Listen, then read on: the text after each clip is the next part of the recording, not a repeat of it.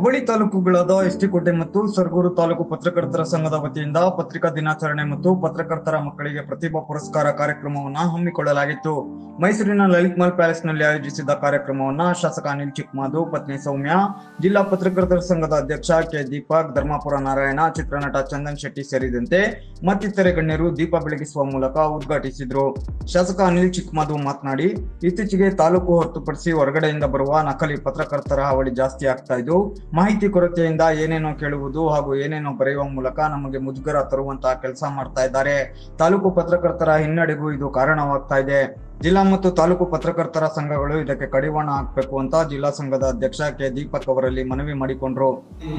ನಮ್ಮ ರಾಜಕಾರಣ ಜೀವನ ಪ್ರಾರಂಭ ಆಯಿತು. ದೀಪಕ್ ಸರ್ ಅವರು ಹೇಳಿದಂಗೆ ತಮ್ಮದು ಆಸೆ ಇರಲಿಲ್ಲ, ರಾಜಕಾರಣ ಬೇಡ, ಯಾವ್ದಾದ್ರು ಒಂದು ಕೆಲಸ ಕಾರ್ಯಗಳನ್ನು ಮಾಡಿ ಒಂದು ಉದ್ಯೋಗದಲ್ಲಿ ಹೋಗುವಂತ ನಮಗೆ ಹೇಳಿದ್ದಾರೆ. ಯಾವತ್ತೂ ಕೂಡ ನೀವು ರಾಜಕಾರಣ ಬರಬೇಕು ಅಂತ ನಾನು ಒಂದು ವೇದಿಕೆಯನ್ನು ಕೂಡ ರೂಪಿಸಿರಲಿಲ್ಲ. ಕರ್ಕೋಗಿ ಕೋಟೆ ತಾಲೂಕಿನಲ್ಲಿ ಪರೀಕ್ಷೆಯನ್ನು ಕೂಡ ನಾನು ಮಾಡಿಕೊಟ್ಟಿರಲಿಲ್ಲ. 2016ರಲ್ಲಿ ನನಗೆ ಜಿಲ್ಲಾ ಪಂಚಾಯತ್ ಸದಸ್ಯರಾಗಿ ಹೊಸೂರು ತಾಲೂಕಿನ ಹನ್ನೂರು ಕ್ಷೇತ್ರದಿಂದ ನಾನು ಆಯ್ಕೆಯಾದೆ. ಅಲ್ಲೂ ಕೂಡ ಅಪ್ಪಾಜಿಯವರು ಇಷ್ಟ ಆಗಿಲ್ಲ. ಈ ಸಂದರ್ಭದಲ್ಲಿ ನಮ್ಮ ಸಮಾವೇಶವರು ದೇವೇಗೌಡರು ಸಾಹೇಬರು ಫೋನ್ ಮಾಡಿ ಹೇಳಿ ನಮಗೆ ಚುನಾವಣೆ ನಿಲ್ಲಿಸಲೇಬೇಕು ಅಂತ ಹೇಳಿದ ಸಂದರ್ಭದಲ್ಲಿ ಮಹೇಶ್ ಅವರು ಕರ್ಕೋಗಿ ನಾಮಿನೇಷನ್ ಮಾಡಿಸಿದ್ರು. ತಂದೆಯವರಿಗೆ ಯಾವುದೇ ಕಾರಣಕ್ಕೂ ಕೂಡ ರಾಜಕೀಯ ಬರೋದು ಇಷ್ಟ ಆಗಲಿಲ್ಲ.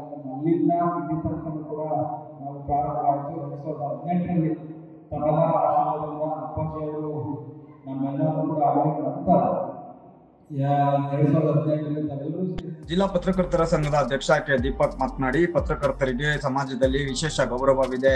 ಶಾಸಕ ಅನಿಲ್ ಚಿಕ್ಕಮಾದು ಅವರು ಪತ್ರಕರ್ತರ ಜೊತೆ ಉತ್ತಮ ಬಾಂಧವ್ಯ ಹೊಂದಿದ್ದು ಪತ್ರಿಕಾ ದಿನಾಚರಣೆಗೆ ಹೊಸ ಆಯಾಮ ನೀಡುತ್ತಾ ಬಂದಿದ್ದಾರೆ. ಅದರಂತೆ ಇಂದು ಹಳ್ಳಿ ಪತ್ರಕರ್ತರನ್ನ ಮೈಸೂರಿನ ಲಲಿತ್ ಮಹಲ್ನ ಪ್ಯಾಲೇಸ್ ನಂತಹ ಪಾರಂಪರಿಕ ಅರಮನೆಗೆ ಕರೆತಂದು ಕಾರ್ಯಕ್ರಮ ರೂಪಿಸುತ್ತಿರುವುದು ನಿಜಕ್ಕೂ ಹೆಮ್ಮೆ ಆಗ್ತಿದೆ ಅಂತ ಮೆಚ್ಚುಗೆ ವ್ಯಕ್ತಪಡಿಸಿದ್ರು. ನಿಮ್ಗೆ ಗೊತ್ತಿರ್ಲಿಕ್ಕಿಲ್ಲ, ಇವತ್ತು ಪತ್ರಿಕಾ ದಿನಾಚರಣೆಯನ್ನು ಯಾಕೆ ಆಚರಣೆ ಮಾಡ್ತಾ ಇದ್ದೀವಿ? ನಮ್ಮ ಕನ್ನಡದ ಪತ್ರಿಕೋದ್ಯಮಕ್ಕೆ 175 ವರ್ಷಗಳ ಇತಿಹಾಸ ಇದೆ. ಭಾರತದ ಪತ್ರಿಕೋದ್ಯಮಕ್ಕೆ 275 ವರ್ಷಗಳ ಇತಿಹಾಸ ಇದೆ. ನಾನು ಪತ್ರಕರ್ತನಾಗಿರಂಗೆ, ಅಂಶೀಸರ್ ಪತ್ರಕರ್ತರಾಗಿರಂಗೆ, ಈ ದೇಶದಲ್ಲಿ ಗಾಂಧಿಯವರು ಪತ್ರಕರ್ತರಾಗಿದ್ರು, ಅಂಬೇಡ್ಕರ್ ಅವರು ಪತ್ರಕರ್ತರಾಗಿದ್ರು, ರಾಷ್ಟ್ರವಾದಿ ಬಾಲ್ ಗಂಗಾಧರ ತಿಲಕ್ ಪತ್ರಕರ್ತರಾಗಿದ್ರು. ಅಂತ ಪತ್ರಕರ್ತರಾಗಿರೋ ವೃತ್ತಿಯನ್ನು ನಾವು ಮುಂದುವರ್ಸ್ಕೊಂಡ್ಬರೋದು. ನಿಮ್ ಗಂಟಿರಿ ಪತ್ರಕರ್ತರ ಕೆಲಸ ಮಾಡ್ತಾ ಇದ್ದಾರೆ. ಆ ಕೆಲಸನ ಗಾಂಧಿ ಮಾಡಿದ್ದಾರೆ, ಅಂಬೇಡ್ಕರ್ ಮಾಡಿದ್ದಾರೆ, ಬಾಲ್ ಗಂಗಾಧರ ತಿಲಕ್ ಮಾಡಿದ್ದಾರೆ.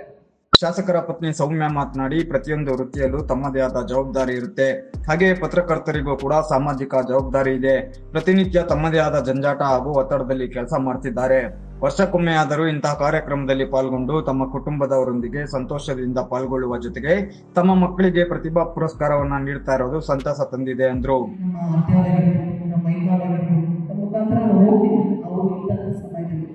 ಆದರೆ ಇವತ್ತು ಅವರ ಉಪಸ್ಥಿತಿಯಲ್ಲಿ ನಮ್ಮ ಕುಟುಂಬದ ಜೊತೆ ನಿಮ್ಮ ಕುಟುಂಬದೊಡನೆ ನಿಮ್ಮ ಪ್ರತಿಭಾವಂತ ವಿದ್ಯಾರ್ಥಿಗಳನ್ನ ಗುರುತಿಸುವ ಮೂಲಕ ಈ ಒಂದು ಅರ್ಥಪೂರ್ಣವಾದಂತಹ ವೇದಿಕೆ ಜೊತೆ ನಾನು ನಿಮ್ಮೊಟ್ಟಿಗೆ ಇರ್ತಕ್ಕಂಥದ್ದು ಬಹಳ ವಿಶೇಷ ಮತ್ತು ನನಗೆ ತುಂಬ ಸಂತೋಷವನ್ನು ಉಂಟು ಮಾಡಿಕೊಳ್ಳಲಿಕ್ಕೆ ಇಷ್ಟಪಡ್ತೀನಿ.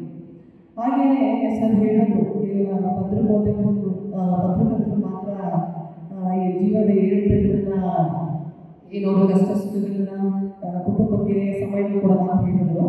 ಬಟ್ ನಾನು ಈ ಸಮಯದಲ್ಲಿ ನನ್ನ ಕಷ್ಟ ಸುಖ ನಿಮ್ಮ ಜೊತೆ ಶೇರ್ ಮಾಡಬೇಕು ಇಷ್ಟಪಡ್ತೀನಿ. ಬಿಕಾಸ್ ಎಲ್ಲರೂ ಕೂಡ ವಿವಿಧ ಕ್ಷೇತ್ರಗಳಲ್ಲಿ ಇವತ್ತು ಕಾರ್ಯ ನಿರ್ವಹಿಸ್ತಾರೆ. ರಾಜಕಾರಣಿ ಆಗಿರ್ಬೋದು, ಚಲನಚಿತ್ರ ನಟರಾಗಿರ್ಬೋದು, ಸಂಗೀತ ನಿರ್ದೇಶಕರಾಗಿರ್ಬೋದು, ಆಟಗಾರರಾಗಿರ್ಬೋದು, ಯಾರೇ ಆಗಿರ್ಬೋದು, ಪ್ರತಿಯೊಂದು ಅವರ ಹುದ್ದೆಗಳಲ್ಲಿ ಅವರದೇ ಆದಂತಹ ಕಮಿಟ್ಮೆಂಟ್ಸ್ ಇರುತ್ತೆ, ಏರಿಳಿತಗಳಿರುತ್ತೆ, ಕಷ್ಟ ಸುಖಗಳಿರುತ್ತೆ. ಅವ್ರ ಕುಟುಂಬಕ್ಕೆ ಸರಿಯಾದ ಸಮಯವನ್ನು ಅವರು ಬೇಕು ಅಂತ ಕೊಡ್ಲಿಕ್ಕೆ ಆಗಲ್ಲ. ಹಾಗಂತ ಅವರು ನಿರಾಕರಣೆ ಮಾಡ್ತಾ ಇದ್ದಾರೆ ಅಂತ ಅಲ್ಲ. ಅವರಿಗೆ ಸಾರ್ವಜನಿಕ ಬದುಕಲ್ಲಿ ಅವರದೇ ಆದ ಜವಾಬ್ದಾರಿಗಳನ್ನು ಸಾರ್ವಜನಿಕ ಕೊಟ್ಟಿದ್ದಾರೆ. ಹಾಗಾಗಿ ಅವರು ನಮ್ಮ ಕುಟುಂಬದಕ್ಕಿಂತ ಸಾರ್ವಜನಿಕ ಬದುಕಿಗೆ ಅವರನ್ನು ಮೀಸಲಾಗಿ. ಜಿಲ್ಲಾ ಪತ್ರಕರ್ತರ ಸಂಘದ ಪ್ರಧಾನ ಕಾರ್ಯದರ್ಶಿ ಧರ್ಮಾಪುರ ನಾರಾಯಣ್ ಮಾತನಾಡಿದ್ರು.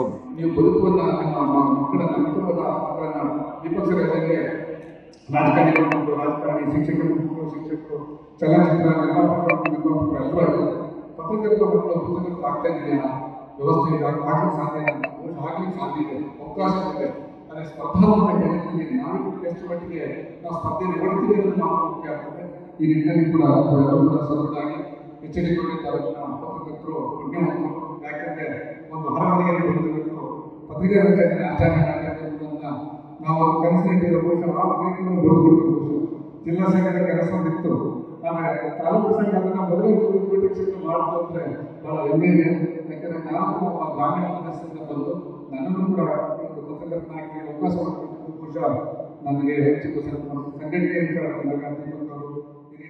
ಇದೇ ಸಂದರ್ಭ SLC ಮತ್ತು PUCಯಲ್ಲಿ ಅತಿ ಹೆಚ್ಚು ಅಂಕ ಗಳಿಸಿದ ಪತ್ರಕರ್ತರ ಮಕ್ಕಳಿಗೆ ಪ್ರತಿಭಾ ಪುರಸ್ಕಾರವನ್ನ ನೀಡಿ ಗೌರವಿಸಲಾಯಿತು. ಪತ್ರಕರ್ತರು ಮತ್ತು ಕುಟುಂಬದವರಿಗೆ ಕೆಲವು ಆಟೋಟ ಸ್ಪರ್ಧೆಗಳನ್ನು ಕೂಡ ಆಯೋಜಿಸಲಾಗಿತ್ತು. ಸಂಘದ ವತಿಯಿಂದ ಶಾಸಕರು ಸೇರಿದಂತೆ ವೇದಿಕೆ ಮೇಲಿನ ಗಣ್ಯರನ್ನ ಸನ್ಮಾನಿಸಿ ಗೌರವಿಸಲಾಯಿತು. ಕಾರ್ಯಕ್ರಮಕ್ಕೂ ಮುನ್ನ ಇತ್ತೀಚೆಗೆ ನಿಧನರಾದ ಹಿರಿಯ ಪತ್ರಿಕೋದ್ಯಮಿ KB ಗಣಪತಿ ಅವರಿಗೆ ಶ್ರದ್ಧಾಂಜಲಿಯನ್ನ ಸಲ್ಲಿಸಲಾಯಿತು.